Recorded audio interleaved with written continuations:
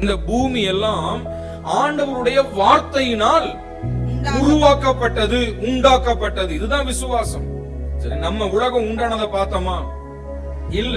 ஆனா வார்த்தை சொல்லுகிறது, ஆதியிலே கர்த்தர் இருந்தார், அவர் வார்த்தையாக இருந்தார், அந்த வார்த்தை சொன்னார், வானம் உண்டாக கடவுதுனார், வானம் உண்டாச்சு. பூமி உண்டாக கடவுனார், பூமி உண்டாச்சு. நாம் பார்க்கிற எல்லா சிருஷ்டிப்புகளும் யார் படைச்சது? கர்த்தர் படைச்சார். எப்படி படைச்சாருங்க?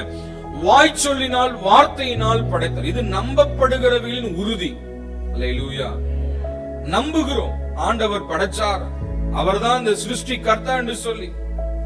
ஆதியிலே தேவன் இருந்தார், ஆதியிலே, ஆதி அதுதான் நமக்கு சொல்லப்படுகிற ஆதி, ஃபர்ஸ்ட் ஆரம்பத்துல கர்த்தர் இருந்தார். அதுக்கு முன்னாடி யார் இருந்தார் தெரியாது. ஆக இதை நாம் நம்புகிறோம். இப்படிதான் வானம் உண்டானது, பூமி உண்டானது என்று நம்புகிறோம். ஆக விசுவாசமானது என்னது? நம்பப்படுகிறவைகளின் உறுதியும்.